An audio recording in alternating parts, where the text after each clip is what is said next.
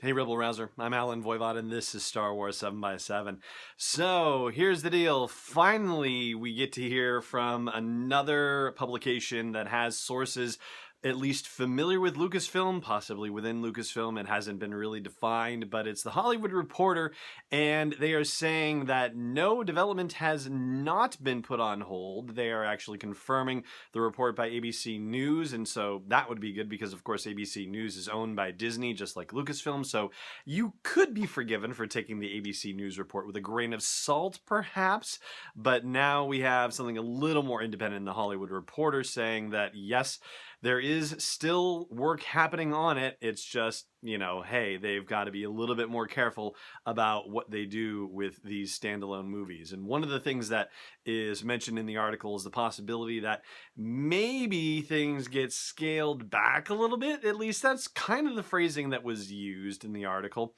So when you talk about Solo, a Star Wars story, and the fact that it was a $250 million movie, well, that includes reshoots and that includes all the foo for all that happened with Lord and Miller and all that, and having to bring Ron Howard in, and they reshot somewhere around 70% of the movie by reports.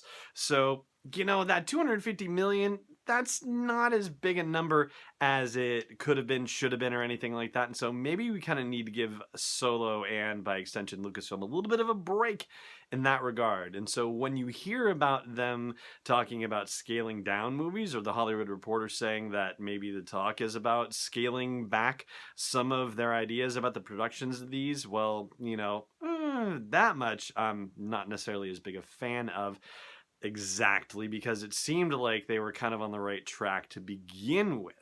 But be that as it may, one of the things that they mention in there has to do with the Boba Fett movie, which has been bandied about for some time, and there was, additional talk about how James Mangold from the Logan movies and the, Wolverine's, the very popular ones that did very well, like that he's attached in this whole thing, and Simon Kinberg is involved in that as well, and apparently that is still proceeding apace. There hasn't been any stoppage in the development of that, according to the sources that the Hollywood Reporter is quoting. As for an Obi-Wan Kenobi movie, well, I mean, that was never really at the level of rumor speculation with any sort of independent source verification. And I'm not even going to say the word confirmation because we're not even there at all.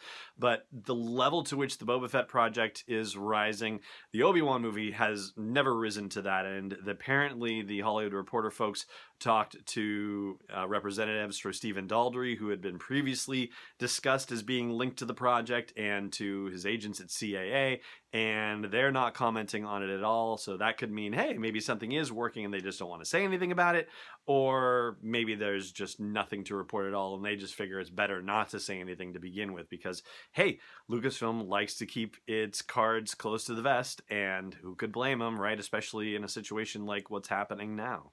But there are a couple of other ideas that they talk about in terms of Star Wars movies and Star Wars series, if you will. And I'm going to talk about those in the next two episodes. One of them has to do with Solo sequels, and another has to do with the idea of a quote-unquote Star Wars underworld. And that's also mentioned in concert with the fact that that development is still happening on the Rian Johnson trilogy and the Game of Thrones guys, Benioff and Weiss, their series of films. Be really interesting if what Benioff and Weiss might be considering is a Star Wars underworld kind of idea. Not underworld like the vampires, like underworld like with all the criminals and gangsters and bounty hunters and scoundrels and whatnot. Again, we'll talk more about that later on this week. But it is rather surprising that we're not hearing more reports about this story. We haven't heard anything from Entertainment Weekly about it. We haven't heard anything from Variety, the main competition to the Hollywood Reporter.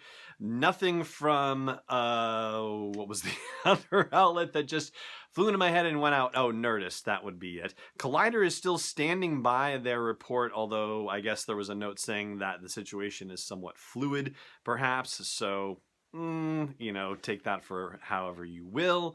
But yeah, it's been really quiet as far as anybody reporting about this, comparatively speaking. So that in itself is rather interesting too. But for now, at least, I think we all get to breathe a little bit easier with the knowledge. And yeah, I say knowledge. Okay, these are all reports from unconfirmed sources and whatnot. So who the heck knows what the real truth of things are? It's probably somewhere in between the extremes of the reporting. But I, for one, am breathing a little bit easier because I feel a little bit more confident in my thinking that, yeah, Star Wars movie development, not nearly as frozen as it might have first seemed after that report from Collider.